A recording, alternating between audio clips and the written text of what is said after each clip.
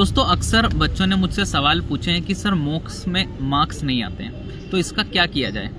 तो सबसे पहले दोस्तों आपको अपनी बीमारी ढूंढनी होगी कि मॉक में मार्क्स क्यों नहीं आ रहे हैं। क्या आपको क्वेश्चंस ही नहीं बन रहे हैं मॉक में, या आपको क्वेश्चन तो आते हैं, आपका टाइम कम पड़ जा रहा है, ठीक है, या आपके क्वेश्चन ज़्यादा गलत हो रहे हैं। अगर इन कारणों में से कोई एक भी कारण है तो आप इन कारणों के ऊपर सॉल्यूशन कीजिए। जैसे मान लीजिए कि आपको कोई क्वेश्चन ही नहीं आ रहा, मतलब आपका नॉलेज कम है, यानी कि आपका सिलेबस अच्छे से नहीं हुआ है। तो अगर ये कारण है तो आप अच्छे से सिलेबस कीजिए, अच्छे से प्रैक्टिस करिए और फिर मॉक देने आइए।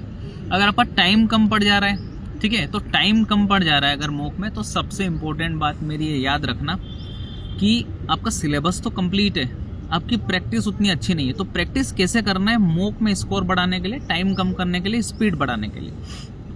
आपको प्रैक्टिस के नाम पर यह करना है कि PYQ क्वेश्चंस उठाने, 4-4 सेट लगातार लगाना है विथ टाइम। 15 मिनट में 25 क्वेश्चन आपको लगाने, जितने भी बन रहे 15 मिनट में आप क्लोज कर दो और फिर तुरंत अगला सेट आप लगाना चालू कर दो। ऐसे 4 लगातार सेट लगाना है आपको, 25 दिन तक ये काम करना है, आपकी स्पीड बढ़ जाएगी। तो स्पीड कम है तो ये आप सॉल्यूशन देखो, ठीक है। अगर क्वेश्चन गलत हो जा रहे हैं तो आपको एक डायरी बनानी, मेंटेन करनी कि आपका क्वेश्चन गलत हो रहा है, तो उसका भी रीज़न देखना है कि क्यों गलत हो रहा है, कि आपकी सिली मिस्टेक की वजह से गलत हो रहा है, या कॉन्सेप्ट ही गलत है आपका, या कैलकुलेशन में गलती।